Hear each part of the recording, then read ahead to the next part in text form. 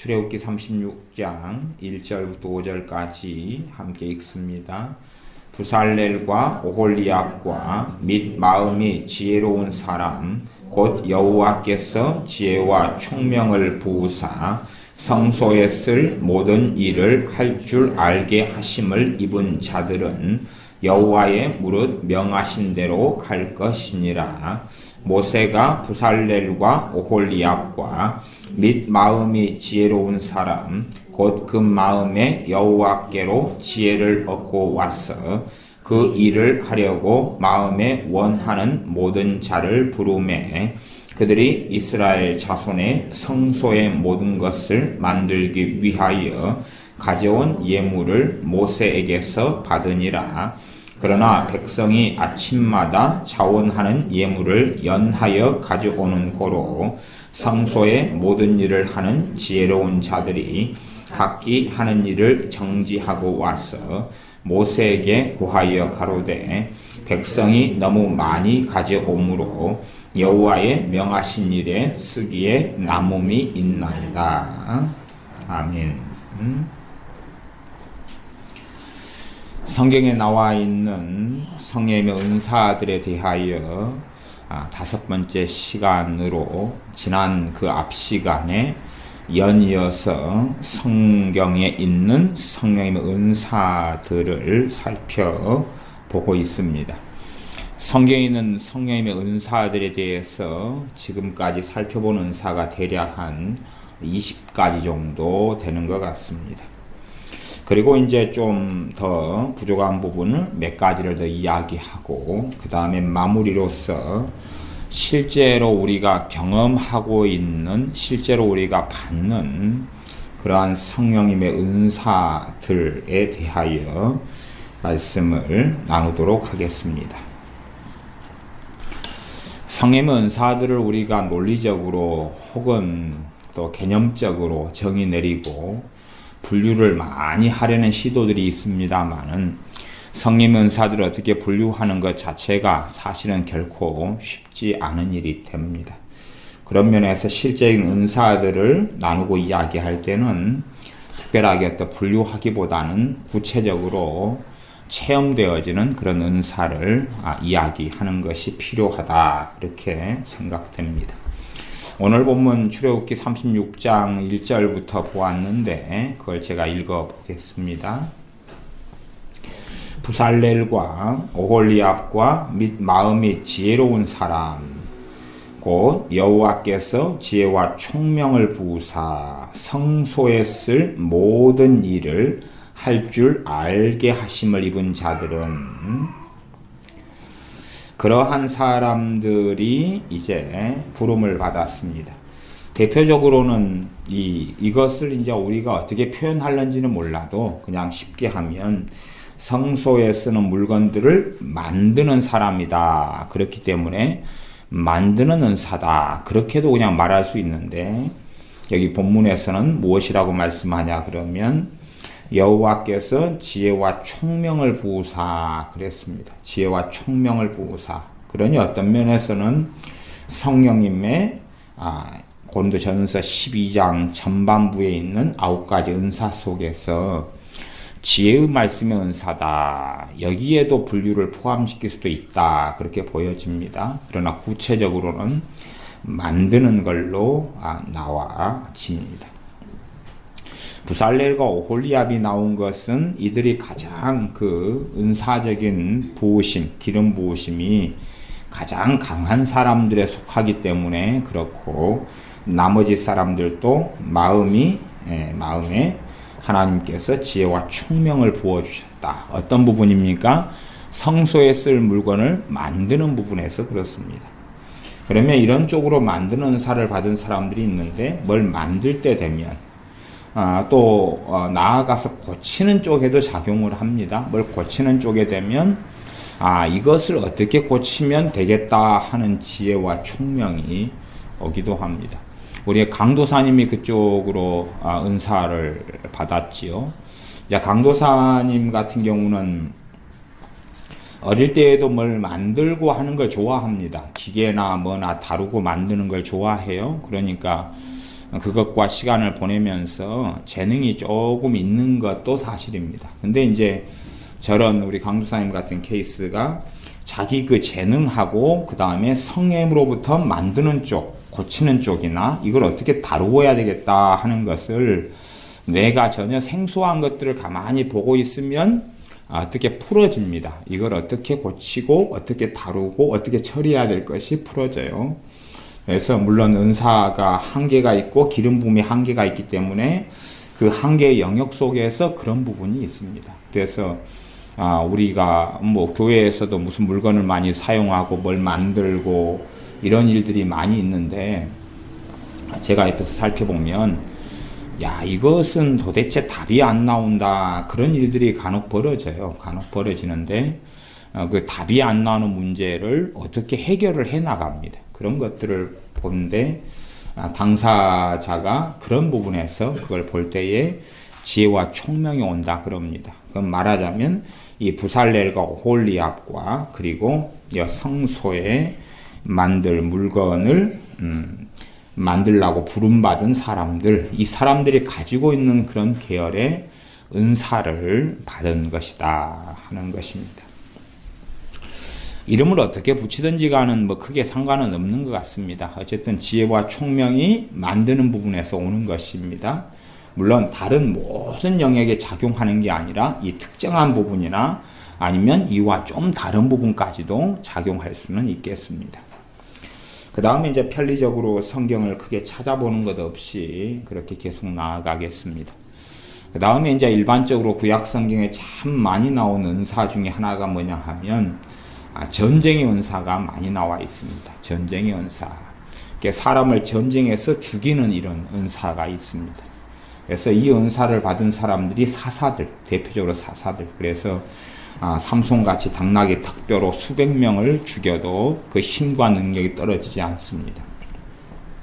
다윗 같은 경우도 이미 어릴 때에 장군이 되기 전에 골리앗과의 전쟁에 나가기 전에 그 은사를 이미 받아서 그래서 다윗이 어릴 때부터 곰과 싸웠고 사자하고 싸웠고 심지어 사자의 입을 찢어버렸다 그럽니다. 그러니까 보통 사람으로서는 이 강력하고 힘이 센 아주 포식 동물 중에 최상위층에 있는 사자하고 소년 자체가 싸울 수가 없어요.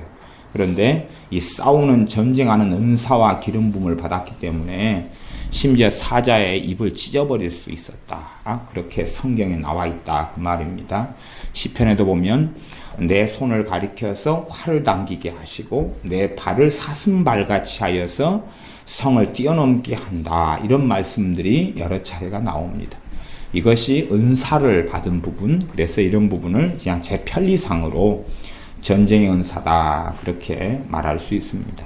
다윗 같은 경우는 용사들을 참 많이 불러 모았고 또 다윗 앞에 이스라엘 초대 왕 되었던 사울 왕 같은 경우도 전쟁에 용맹된 용사는 다 불러 모았습니다. 주로 이런 용사들 또 다윗의 33인 용사라 이런 용사들은 거의 전쟁의 은사, 기름 부음을 받은 그런 사람인 것 같습니다. 그래서 구약시대 때는 전쟁의 싸움의 은사, 기름 부음을 받은 사람들이 많이 있었습니다. 아마 요즘 현대 시대는 이런 크게 전쟁의 시대가 아니기 때문에 아마 이 은사를 받는 사람이 별로 없겠지요. 예를 들어 아프리카나 어디 이런 데는 소녀들이 노예가 돼서 끌려가고 잡혀가고 이렇게 하는데 여기에 이제 어떤 목사님이 총을 들고 그런 아이들을 구출하면서 그 노예로 삼는 이러한 이슬람 과격분자들과 싸우면서 소녀들을 구출하는 일을 하는 목사님도 있습니다. 총으로 싸우면서요. 영화로도 만들어져 있지요. 아마 그런 분들이 은사를 받았다면 전쟁의 은사를 이제 받았지 않는가. 그러면은 거의 백발백중 명사수가 나오겠죠. 그런 전쟁의 은사는 구약 성경에 좀 많이 있습니다. 그리고 이제 실제적으로 그 다음에 이제 그 악기들이 구약 성경에는 많이 나옵니다. 악기들이. 그래서 악기, 피아노라든지 탬버린, 또 바이올린, 막 이런 것. 특별히 악기를 많이 연주해가지고 재능을 가진 사람이 있고, 그다음에 성령의 은사들은 재능하고 다르다 그랬습니다. 달라서 그 사람의 재능과 결합되기도 하고 함께 작용하기도 하지만 후천적으로 성령 하나님으로부터 오는 것입니다.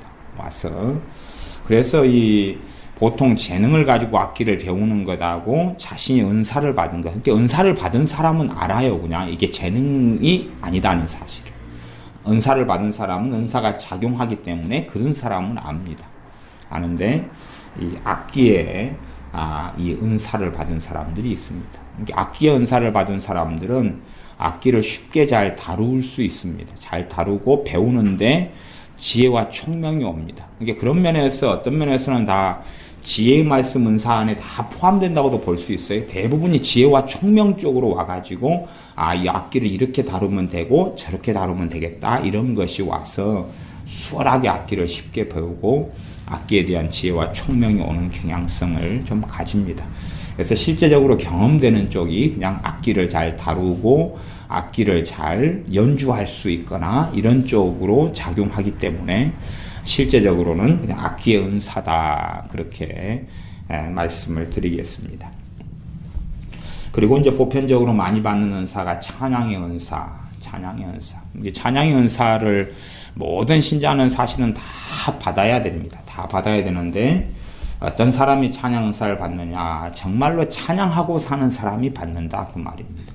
음치든지 어쨌든지 상관없이 정말로 찬양을 하나님께 개인적으로 신실하게 찬양하고 사는 사람들은 몇 년이 안 되어서 수월하게 받고 임하는 것이 찬양의 은사입니다. 그러나 찬양에 관심이 없고 정말 하나님께 찬양해야 될 그러한 진정성이 없는 사람들, 그런 사람들은 예배 시간에 잠깐 부르다가 말기 때문에 찬양 은사하고는 거리가 멀겠지요. 그러니 내가 정말로 하나님께 찬양 드리고 싶으나 그러나 내가 가진 재능으로 하나님께 찬양할 수 없고 내가 가진 음악성으로 하나님이 받으시는 게 아니기 때문에 정말로 하나님께 나아가는 사람들은 찬양의 능력을 덧입어야 되는데 그것이 찬양의 은사가 됩니다.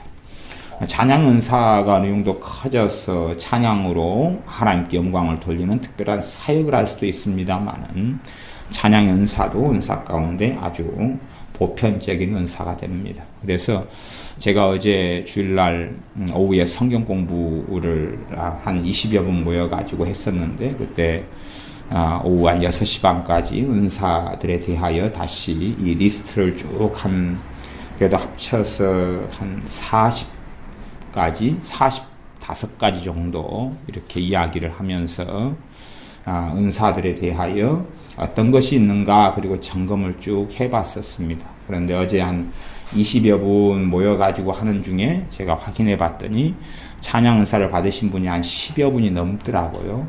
여러분까지 다 모인 중에서는 아니고 오후에 예배 끝나고 남아 계신 분들하고만 그렇게 확인해 보았습니다. 그 다음에 이제 은사 가운데 글쓰기의 은사가 있습니다. 제가 이야기하는 건 재능이 아닙니다. 재능도 아니고 배워서 하는 것도 아니고 성령 하나님으로부터 오는 것을 이야기합니다. 어느 때 없었는데 생겨버립니다. 그리고 강하게 오는 경우는 강하게 나타나고 약하게 오는 경우는 약하게 나타납니다. 그래서 글쓰기의 은사가 있습니다. 그 다음에 작곡의 은사도 있습니다. 노래나 어떤 악보를 만들고 이런 작곡 쪽으로 기름 부음이 와서 작곡하는 데에 지혜와 총명이 오는 경우가 있습니다. 그러니까 글 쓰는데도 지혜와 총명이 오는 거겠죠.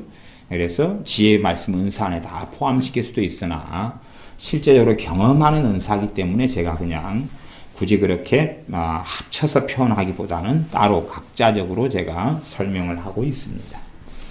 그 다음에 이제 설교 은사가 있습니다. 설교 은사. 저 같은 경우가 이제 설교 은사로 설교를 하는 것입니다. 그래서 어떨 때 설교는 설교 은사로 하고, 어떨 때 설교는 제가 가르치는 은사로 하고, 그 다음에 어떨 때는 이 두 개가 섞어져 가지고 합니다.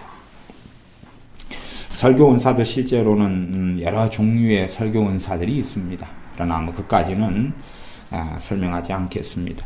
설교 은사를 가지신 분도 어제 확인했더니 한 20여 모인 가운데서는 한 4-5분 됐지요. 그 정도 설교 은사를 받은 것 같습니다. 그 다음에 이제 제 개인적인 이야기지만, 저 같은 경우는 유머의 은사를 받았습니다. 유머의 은사를. 그러니까 설교의 은사가 제 주된 은사인데, 제 입장에서 설교할 때에 유머의 은사가 작용합니다. 딴 데선 작용을 안 해요.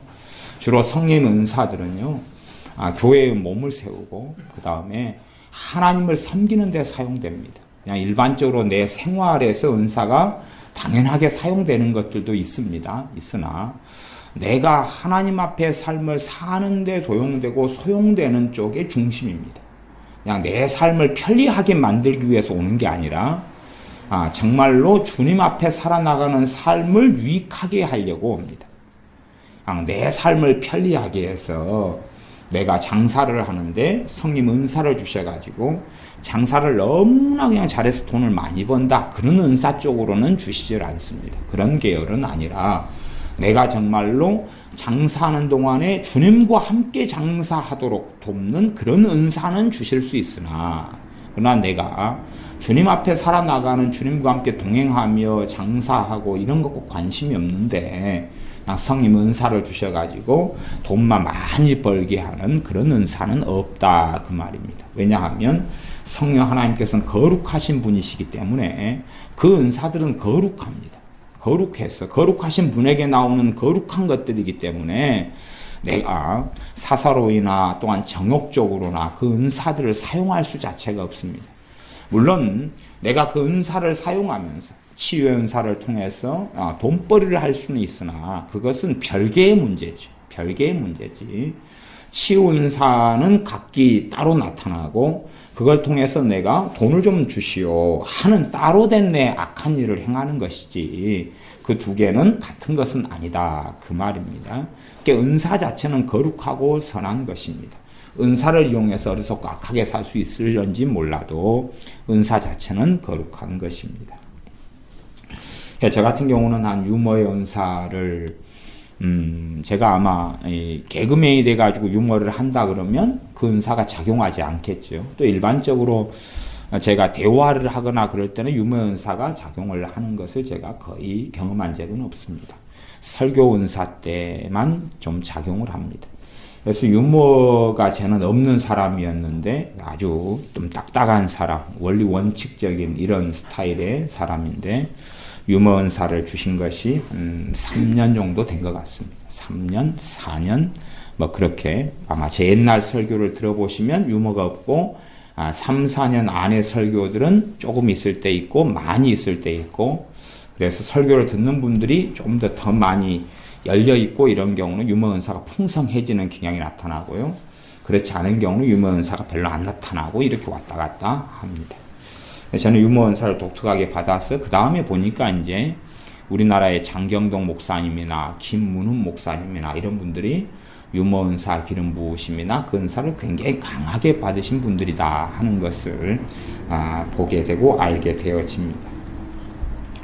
그 다음에 이제 저는 설교라는 것을 학문적으로 공부를 좀 많이 했던 사람인데, 그러면서 설교를 많이 연구하고 설교에 대한 전문 서적들을 많이 찾아보고 많이 하면서 제가 관심 가졌던 것 하나가 어떻게 하면 예화를 효과적으로 사용할 것인가, 어떻게 하면 비유를 효과적으로 사용할 것인가 하는 공부도 심혈을 기울여서 했었습니다.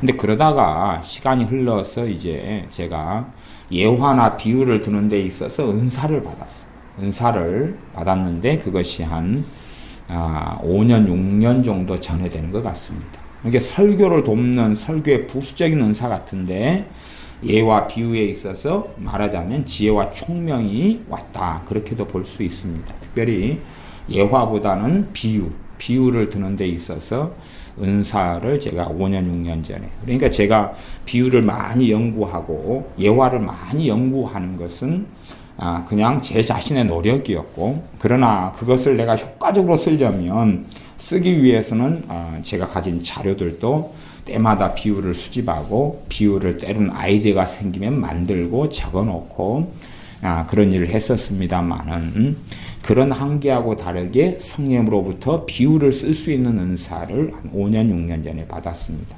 그러니까 아마도 제가 설교를 한 40분 한다 그러면 유머 은사가 오니까 한 플러스 10분 늘어났고, 그 다음에 비유의 은사가 오니까 한 플러스 10분에서 20분이 설교가 늘어나게 되는 것입니다. 더 풍성해지는 면도 있고요.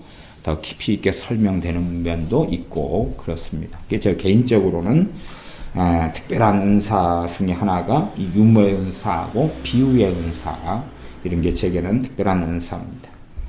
그 다음에 이제 저는 편리적으로 그냥 아이들 은사다 그렇게 말하는데, 이 성경상으로 이야기하면 섬기는 은사 속에서 아이들을 섬기는 은사에 들어가는 것 같습니다. 아이들을 섬기는 은사 속에 들어가는 것 같은데, 어쨌든 제가 유치부 아이들을 했던 적이 있는데, 저는 실상은 중등부, 고등부, 그 다음에 주일학교, 그렇게 참 많은 아이들을 교회에서 분반 공부라고 가르쳤습니다. 그러니까 참 많이 가르쳤는데, 별애가 아이들을 좋아하는 이런 성향은 아닙니다. 아이들을 별로 좋아하지는 않아요. 저는 별로 아이들을 좋아한다기보다는 제가 그냥 맡은 일이니까 하는 거지, 아이들에 대한 어떤 선호도 없고 별로 관심도 없고 좋아하지도 않습니다. 제 성향 자체가 별로 아이들의 삶에 대해서는 별로 무관심하다. 근데 교회에서 이제 직분상 제가 중고등부나 주일학교나 일을 해야 되고, 때로는 개척교회 같은 데서 주일학교를 맡아가지고 하거나 이럴 때는 사명감 때문에 하는 거죠. 그러니 아이들 때문에 우여곡절을 참 많이 경험합니다. 애들 때문에 때로는 속상하기도 하고 화나기도 하고 때로는 기쁘기도 하고, 이런 정상적인 그냥 일상적인 걸 경험하고는 많이 살았습니다.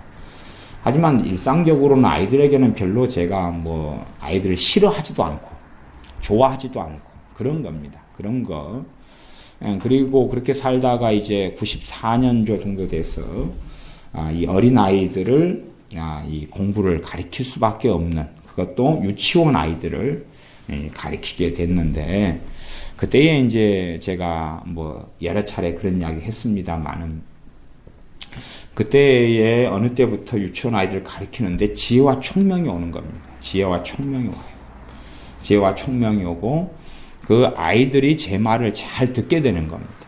그러니까 오죽하면 교회에서 그 유치원 아이들을 담당하는 여자 집사님 2분이 담당했었는데, 한날에 그냥 사직을 해버리셨습니다.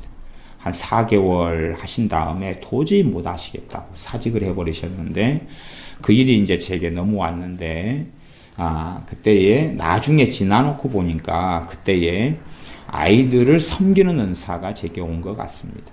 그래서 아이들의 은사 이렇게도 말합니다. 그 은사가 그렇게 오고 나니까 특별한 일이 벌어지는데, 갓난 아이들, 어린 아이들이 저를 좋아해서 엄마 아빠도 따라가질 않는 겁니다. 그러니까 그런 아이들은 엄마 아빠에게 굉장히 많이 매이잖아요. 5살 그러면 그런 아이들은 엄마 아빠만 졸졸졸 따라다니는데, 저만 따라다니고 주일날에도 집에를 안 가버리는 것이 아이들이. 그런 것을 이제 그 이후에 이제 많이 경험해 왔습니다. 또 아이들이 영적인 상태가 특별히 좋은 아이들일수록 저를 더 선호하고 좋아하고, 그러니 제가 좀 위험한 일을 할 때는 애들이 저를 보고 막 걱정해서 울고 막 그런 일들도 있고, 그래서 그때 이후로서 아이들 부분에 있어서는 이제 그 은사가 저로 하여금 아이들의 관심 갖도록 자꾸 하는 거예요. 그리고 좋은 마음을 갖도록 하고 우호적인 마음을 갖도록 하고, 그래서 아이들에 관한 은사. 그래서 주로 이제 이런 은사들이 주로 유치부 아이들을 중심으로 해가지고 좀 더 연령대가 좀 더 높아진 것까지는 제가 경험합니다. 그렇게 따지면은 우리 윤 집사님도 그런 이야기를 어제 또 나누고, 지난번에 또 우리 교회 식구들이 가진 은사들을 좀 나누면서 했는데, 우리 집사님은 아이들을 싫어했다 그럽니다. 싫어했는데 그러다가 이 아이들 은사를 받게 됐어요. 아이들을 섬기는 은사를. 그러니까 아이들이 막 좋아지게 되는 거예요, 갑자기. 그러면서 이제 아이들에 대한 사명감도 가지고 아이들을 교회에서 그전에도 섬겨왔지만 별로 안 좋아하다가 은사가 오면서 좋아지게 됐다, 그런 이야기를 듣습니다. 그래서 아이들의 은사도 여러분들이 가지고 있는 것을 보았습니다. 편리적으로 제가 이름을 짓는 것입니다. 어떤 은사가 정확하게 뭐다라기보다는, 그렇게 따지면 이제 주일학교 아이들을 섬기는 은사. 이게 제가 제일 처음에 받은 것은 유치부 아이들을 섬기는 은사겠죠. 그쪽에서만 작용을 하는 것입니다. 그쪽에서만 작용을 하다가 어떤 분들은 주일학교 아이를 섬기는 은사를 받겠죠. 그다음에 어떤 분들은 청소년을 섬기는 은사를 받겠죠. 은사로서 후천적으로 성령으로 오는 은사. 어떤 이들은 장년, 어떤 이들은 노년을 섬기는 은사를 받을 수 있겠죠.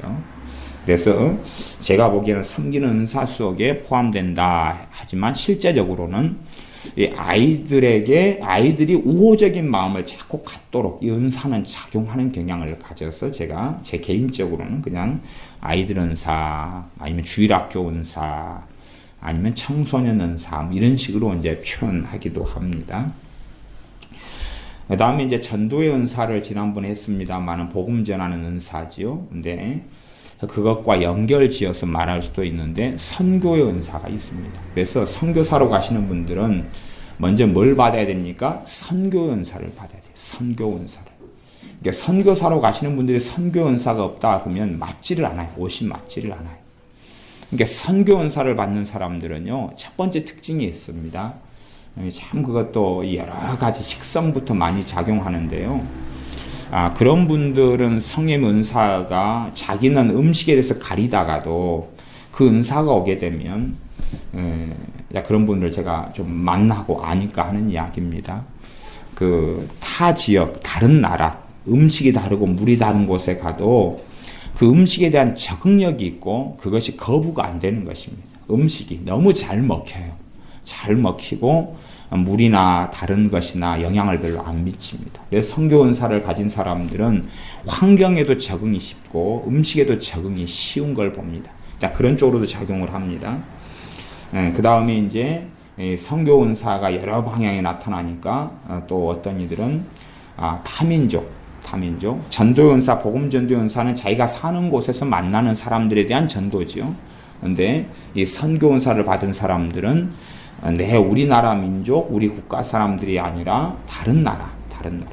예를 들어 아프리카 흑인들이다 하면 흑인들에 대해서 자꾸만 복음에 대한 열정과 뜨거운 게 막 솟아나는 그런 거지요. 또 어떤 사람이다 그러면은 이슬람 사람들, 이슬람 중동 국가 사람들에게 막 열정이 솟아나고, 그러니까 이 선교 은사가 있는 사람들은 그쪽으로 기도도 자꾸 되고 마음도 가고 그렇게 되는 경향들을 가져서 그냥 제가 편리상으로 실제로 경험되기에 선교 은사다 이렇게 설명하기도 합니다.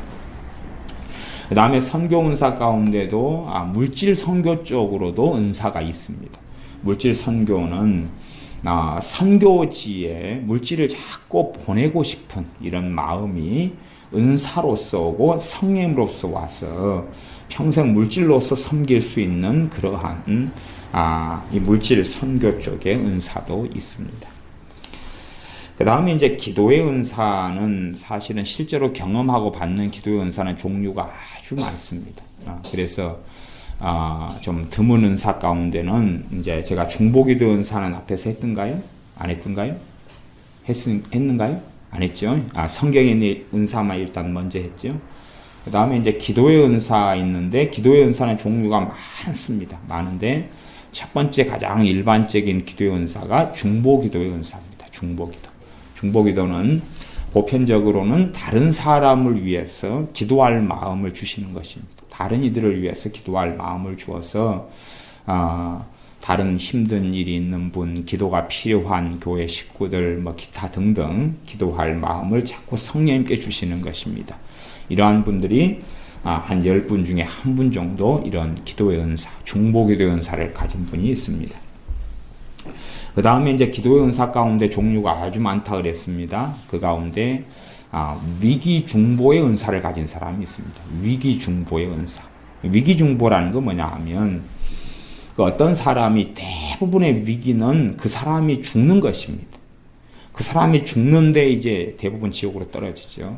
그러면 그 사람이 죽을 때에 위기 중보 은사를 가진 사람들에게 그 사람 주변에 그 사람이 있다면 성령님께 역사하셔서 신호를 하십니다. 신호를 하셔서 그 죽어가는 사람을 위해서 맨날 며칠이고 기도를 시킵니다. 때로는 잠도 안 자고 기도를 시키시는 경우가 있습니다. 그래서 이런 은사들을 우리가 효과적으로 주님께로부터 풍성하게 받지 않는다면 우리를 통하여 주님께서 일하시는데 주님의 일하시는 것이 반드시 제한됩니다. 성령의 역사하시면 근원적으로 은사를 통해 역사하시는데 성령의 은사들을 우리가 받지 않고 산다면, 그 은사들이 풍성하지 않다면, 그다음에 은사를 받고 안 받고는 누구 책임입니까? 우리 자신 책임입니다. 이게 은사들을 어떻게 하면 많이 받느냐? 아주 간단한 진실은 뭐냐 하면 주님을 사랑하고 성령 충만하고 깨어있어 기도 생활을 얼마나 하는가에 달려 있습니다. 정말로 주님께 헌신되어 있고 헌신된 삶을 살고 깨어있어 기도하고 성령 충만하고 이런 삶을 정상적으로 살면 내가 은사인 줄 몰라도 자동적으로 은사가 와버립니다.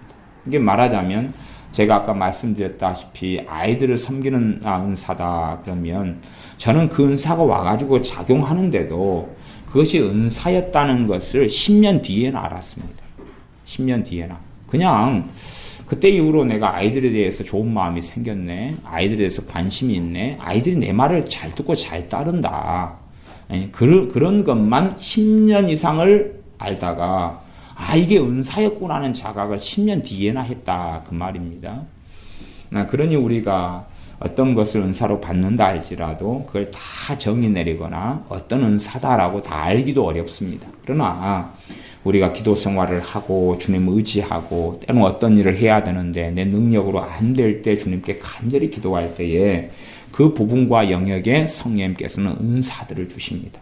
정상적으로 신자들 어제 한 20명 모였을 때 제가 그 목록을 쭉 쓰면서 20여 분 되는 분들의 이름을 쭉 쓰고 은사를 다 조사하면서 은사를 개수를 신앙 연수 그 다음에 은사 받은 개수 이렇게 다 써봤었죠. 쓴 종이를 제가 안에 서재에 놔뒀습니다만은 그럼 보면은 주로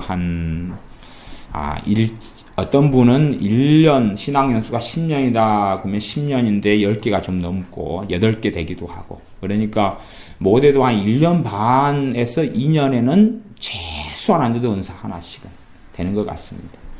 그래서 신앙생활을 깨어있고 기도하고 주님 의지하고 사는 사람들은 그래서 어제는 더 과거 작년 은사를 제가 테스트하고 이야기하고 설명할 때 작년 성경 공부보다는 좀 더 비율이 높아진 것 같아요. 그래서 작년에는 1년 반 신앙생활에 한 게 그랬다면 거의 1년 가까이 나와버리는 것 같아요. 그래서 한 1년 반이다 치면 15년 신앙생활을 했으면은 1년 반에 한 개니까 10개 정도 돼야 되죠.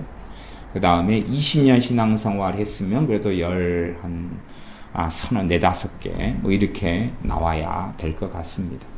그래서 한 20년 신앙생활 했다. 그리고 한 30년 하신 분들은 그래도 한 20몇 개는 되고 넘는 것 같아요.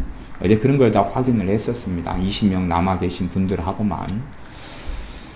그러니 우리가 정상적으로 기도 생활하고 주님 의지하고 주님 사랑하고 하나님 말씀에 청렴하고 그렇게 신앙생활을 하다 보면 그냥 알게 모르게 내 삶 속에 은사들이 계속하여 여러 은사들을 다양하게 받게 됩니다. 물론 특별히 내 사명을 중심으로 하는 주된 은사는 있지만 부수적인 은사로서 사람이 주된 은사와 부수적인 은사가 서로 다 다르겠습니다만은 성령 은사들이 계속 오는 것을 볼 수가 있습니다.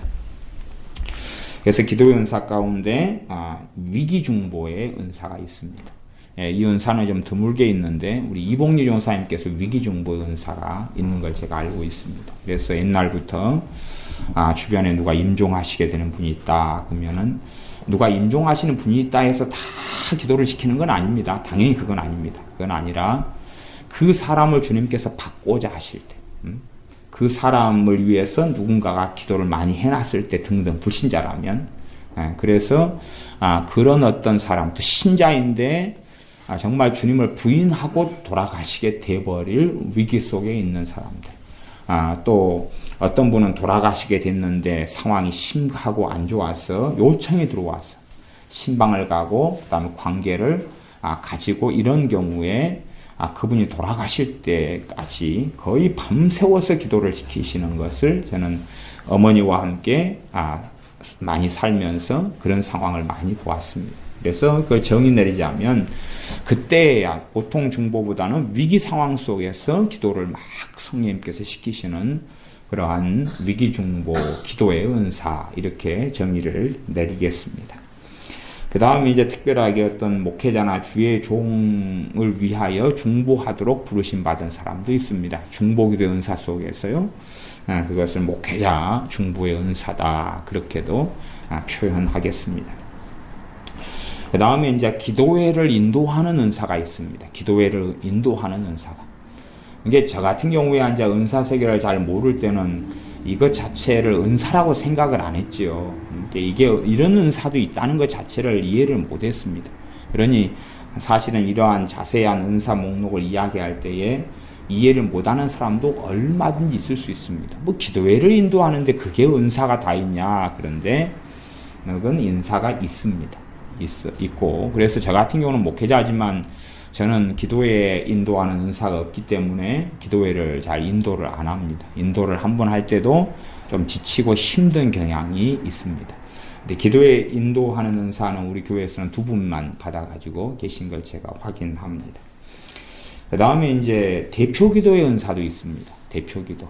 대표 기도는 내가 사람들을 대표로 해가지고 기도하는 상황 속에서 여러 분야 속에서 그 은사가 있습니다. 제 같은 경우도 저는 대표기도 은사를 제가 받았습니다. 이게 이 대표기도 은사는 특별히 어디에서만 작용을 많이 하냐 그러면 제가 대표로 해서 목회기도를 할 때나 이럴 때에도 항상 작용하는 건 아니고 기본적으로는 제가 설교를 다 마무리할 때 마무리하고 기도하는 기도가 은사로 하는 기도입니다. 은사로 성령 은사로 하는 기도인데 그러한 마무리 설교 끝나고 마무리로 기도하는 그 은사 이것을 제가 아마 이 목회를 교회를 개척한 이후에 한 2년 정도나 돼 가지고 온 것 같습니다. 그전에는 그런 게 없었으니까요. 그전에는 그런 게 없어서 설교가 끝나도 제가 기도로 마무리를 대부분 안 했던 적들이 많습니다. 왜냐하면 은사가 없으니까 그냥 설교 끝나고 찬양합시다 그리고 그렇게 갔죠. 근데 한 목회 시작하고 목사가 된 다음에 한 2년 뒤에나 어느 때부터 온 것 같습니다. 그러니 설교를 이렇게 기도로 정리가 잘 되기도 하고 때로는 설교 전에도 그 은사를 통해 기도하기도 합니다.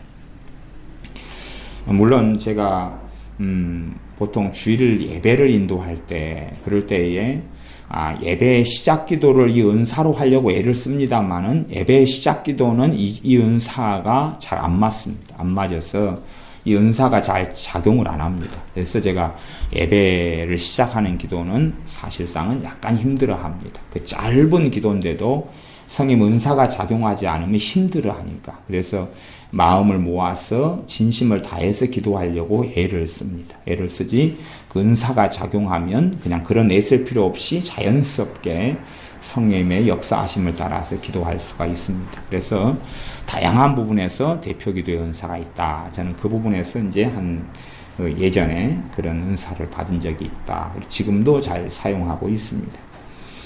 그 다음에 이제 심령 기도의 은사라는 게 있습니다. 심령 기도의 은사는 그 사람을 어떤 면에서 뭐라고 말해야 될까요? 근데 실제적으로 그렇게 나타나니까 제가 이제 이름을 짓는 것입니다. 그 사람이 하나님께 기도하고 싶은데 기도가 안 되고 마음이 상했는데 기도가 안 되고 근데 기도를 하다 보면 그 사람하고 함께 있을 때입니다. 함께 있을 때만 작용하는 겁니다. 작용하고 그 사람이 마음이 열려 있을 때만 작용하고 그런데 그 사람을 위해서 기도하다 보면 그 사람의 자리에서 하나님께 기도하게 됩니다.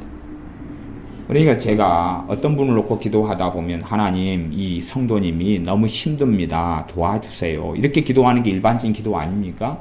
성도님에게 기도드리겠습니다. 몸이 아프셔요. 그러면 이 아픈 부분을 주님 치료해 주시옵소서. 그런데 그렇게 기도하다가 심령 기도로 흘러가는 것은 주님 내가 몸도 아프지만 마음도 너무 괴롭습니다. 이렇게 기도가 나와버려요. 이제 누구 자리에서? 그 사람의 자리에서. 그렇게 기도하면 그 사람이 자기의 속에 있는 걸 그대로 기도한다 그래요. 그래서 속으로 그 기도에 동의하면서 아멘 아멘 그러고 그 사람의 마음에 하나님의 은혜가 임하고 회개가 일어나고 그렇습니다. 그러한 심령 기도의 은사가 구체적으로 있습니다. 저 같은 경우도 이거 은사를 받아서 저도 이 심령 기도의 은사를 받은 지가 한 20여 년 가까이 아마 되는 것 같습니다. 그래서 사역하거나 치유 사역이나 아니면 상담이나 여러 사역 속에서 이 심령 기도의 은사가 많이 사용됩니다. 그 다음에 좀 특별한 은사로서 이것도 다 기도 사역 속에 포함되긴 한데 내적 치유의 은사가 있습니다. 내적 치유의 은사. 그게 은사로 있어요. 그래서 은사라는 세계를 잘 이해하지 못하는 사람들이 있습니다. 내적 치유를 배워가지고 공부해서 하는 문제가 아니라 성령의 은사로서 내적 치유의 은사가 있어요. 그래서 그 마음을 치유하는 기도를 말하자면 애언의 종류죠. 애언 기도의 종류인데요. 상한 마음을 치유하는 그 기도가 내적 치유의 기도로서 이렇게 나오는 경우들이 있습니다. 그 은사가 있습니다. 이러한 종류, 그 다음에 이제 그 앞 시간과 그 앞에 성경에 있는 은사들을 가지고 이야기했지만, 실제적으로 제가 지식의 말씀 은사 안에 포함될런지 되지 않을런지 구분이 애매합니다. 그래서 그 앞에는 꿈과 환상을 자세히 다루진 않았습니다. 근데 기본적으로 성령님께서 역사하시는 아주 보편적인 현상 가운데 두 가지가 꿈, 환상, 그 다음에 세 가지로 한 다음에 애언이다. 그렇게 성경 본문을 가지고 설명드렸습니다. 그래서 꿈을 꾸는 은사, 그 다음에 환상을 보는 은사가 있습니다. 그 다음에 이제 꿈이니까 은사 가운데 꿈 해석의 은사가 있습니다. 꿈 해석. 꿈 해석이 되는 은사가 있습니다. 저 같은 경우는 희한하게 꿈을 꾸는 은사는 없습니다. 꿈을 꾸는 은사다 그러면은 하나님께서 내게 보여주시고자 하는 것을 꿈이라는 통로와 도구가 되어서 쉽게 보여주고 쉽게 알려줄 수가 있습니다. 그래서 보통 우리가 좀 깨어있는 기도 생활을 하고 이런다면 모든 믿는 사람들이 1년에 몇 차례씩은 주님께로부터는 꿈을 받을 수가 있습니다. 그러나 꿈의 은사를 가진 사람들은 1년에 한두 차례가 아니라 10여 차례 이상 꿈을 꿉니다. 편안하고 수월하게. 물론 맨 처음에 꿈의 은사가 올 때는 훨씬 더 많이 꾸는 경향을 가집니다. 이유는 여러 이유와 복잡한 이유가 있습니다. 그까지는 설명하지 않겠습니다. 어쨌든 간에 꿈을 많이 꾸게 되는데 꿈의 은사를 받으면 주로 한 1년에 보통은 한 10몇 번 정도 되는 것 같습니다. 10몇 번. 그냥 정확하게 기준은 한 달에 한 번씩이다 그런 건 없습니다. 그런 건 없는데 어떤 달은 안 꾸지만 어떤 달은 두세 번도 꾸고 때로는 한 주에 두 번도 꾸었다가 한 석 주 건너뛰었다가 한 번 꾸었다가 그렇게 하면서 꿈을 통해서 주님께서 많은 걸 말씀하십니다. 그 다음에 이제 그 꿈을 꾸는데 꿈이 해석이 안 되는 사람이 있어요. 이게 일반적으로 꿈을 꾸면서 해석이 함께 오는 주님으로부터는 꿈이 있고 그 다음에 꿈을 꿨는데 분명히 주님께로부터 왔는데 이렇게 꿈의 은사를 가진 사람들은 꿈을 꾼 다음에 압니다. 이게 대부분 알아요. 주님께로부터 온 꿈이다 아니다 그걸 알아요. 근데 꿈의 은사를 안 가진 사람들은 그런 걸 잘 구분을 못합니다. 잘 구분을 못하는데 꿈적으로 은사를 가진 사람은 그걸 구분을 합니다. 그 다음에 이제 꿈의 은사를 좀 가지고 처음부터든지 어느 때가 되면 꿈 해석의 은사가 또 옵니다. 그래서 그 다음부터는 꿈이 자연적으로 무슨 뜻인지 해석이 되고 이해가 되는 경향을 가집니다. 저는 꿈의 은사는 없는데 꿈 해석의 은사를 언제 받았습니다. 그래서 물론 꿈 해석의 은사를 가졌다 그래서 그 은사가 제가 받은 청직이지만 제 것이 아니기 때문에 누가 꿈을 이야기한다 해서 해석이 다 되는 건 아닙니다. 나아가서는 꿈 해석 은사가 작용한다 그래도 그 꿈이 성령으로부터 온 꿈이 아니라면 주님께로부터 온 꿈이 아니라면 해석될 리 자체가 없죠. 될 리 자체가 없습니다. 그래서 어떨 때는 꿈을 해석해 달라고 누가 저한테 가지고 오기도 하는데 그분은 그것이 하나님께로부터 온 꿈이라고 확실히 믿고 있는데 은사가 꼭 해줘야 될 필요성이 있다고 느끼는데 은사가 작용을 안 해요. 작용을 안 할 때는 제가 의구심을 가집니다. 그 꿈이 당신께서는 하나님께로부터 왔다고 생각하시지만 아닐 수 있다라는 이야기도 하기도 합니다. 그래서 꿈이 해석되는 그런 꿈 해석의 은사가 꿈과 연결되어서 꿈의 은사와 연결되어서 꿈 해석의 은사 같은 것이 있습니다. 물론 환상이 있고 환상 해석의 은사가 있는지까지는 모르겠습니다. 여기까지는 제가 경험한 바가 없어서 그렇습니다. 그렇게 이제 간략하게 이 성령 은사들을 실제적으로 이렇게 나눠보았습니다. 제가 경험한 은사나 또 우리 교회 식구들 몇 분이 경험한 은사들이 좀 적으니까, 그죠? 분야가 적으니까 더 다양하게 경험을 많이 하면 더 실제적으로 내가 받는 은사의 종류를 더 다양하게 여러분들에게 말씀해 드릴 텐데, 그렇진 않았어. 그래서 일단 성경에 있는 은사들을 20가지를 이야기했었고요. 그 가운데 이제 20가지가 지난 시간이었고, 그 다음에 만드는 은사 21가지, 그 다음에 전쟁의 은사 22가지, 그 다음에 꿈과 환상을 그냥 새롭게 그냥 따로 지식의 말씀이 아니라 보편적으로 꿈의 은사, 환상 은사로 넣는다면 23가지, 24가지.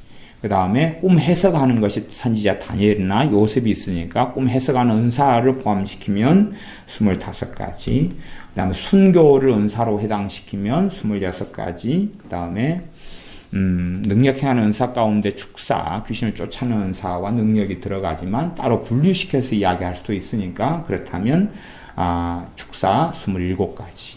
그 다음에 구변의 은사가 있습니다. 그래서 성령님께서 너에게 구변을 주리라 말하는 은사. 구별의 은사 포함시키면 28가지 정도. 성경에 나와 있는 은사만 일단 한 28가지. 나아가 더 있을 수 있으나 그 정도까지 정도 되는 것 같습니다. 그리고 이제 더 오늘 실제적으로 경험하는 은사들이 요 속에서 다 있겠죠. 있는데 실제로 경험하는 은사가 좀 다르니까 작곡도 뭐겠습니까? 그걸 작곡하는데 지혜가 오는 거죠. 지혜와 총명이 오는 거죠. 대부분 지혜와 총명이 오는 앞에 있는 출애굽기 36장의 말씀의 스타일하고 비슷합니다. 비슷해요. 그래서 우리 이 집사님이 미장문을 하시는데 머리를 만드는, 머리를 잘하고 헤어를 잘하는 이런 기술과 재능도 있지만 어느 때 되면 딱 보면은 그냥 은사로서 알아져 버리는 이런 스타일이 좋다는 확신이 함께 오면서 자연스러워지면서 이런 게 있다면 이제 그쪽으로 은사가 임한 거다. 그렇게 볼 수 있겠죠. 그래서 실제적으로 내가 주님과 함께 살아나가면 성령 은사는 내 삶을 돕습니다.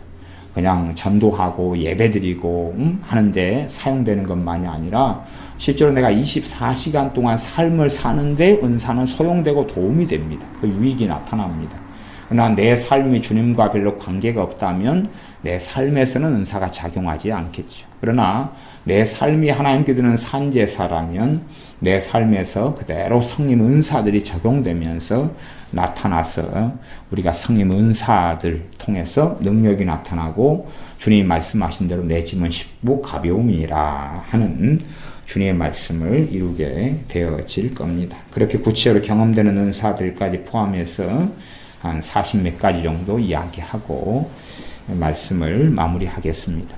아마 여러분들이 더 많은 은사들을 경험하신다면 그런 것들을 제게 말씀해 주시면 또 제가 함께 나누고 그런 은사가 있구나, 또 언제 받으셨구나 하는 것을 이야기할 수가 아마 있게 되지 않을까 싶습니다. 기도하겠습니다. 아버지 하나님, 성령 은사들에 대하여 오늘까지 5시간에 걸쳐서 말씀을 나누었습니다. 실제적으로 경험하는 은사들이 오늘 말씀이었고 성경에서 말씀하는 은사들을 설명하며 나누었습니다. 우리가 성령의 은사들을 다 이해하지 못하고 알지 못해도 깨어있는 삶을 살며 주님을 의지하는 삶을 살면 필요에 따라 성령님께서 뜻대로 은사들을 부어주시고 나누어주심에 감사를 드립니다. 성령의 은사들은 우리가 다 항상 많이 받고 또한 성령의 은사와 능력에 의하여 주님을 따르는 삶을 살아야 되는 것이오매 우리에게 성령의 은사들을 더 풍성하게 부어 주시옵소서. 우리의 성령의 은사들을 통하여 주님의 뜻을 분별하며 주님의 일하심을 배우며 성령의 이끌어 가시는 삶을 배우는, 그리하여 주님을 닮아가는 우리가 되게 하여 주시옵소서. 예수님의 이름으로 기도하옵나이다. 아멘. 아멘. 기도하겠습니다.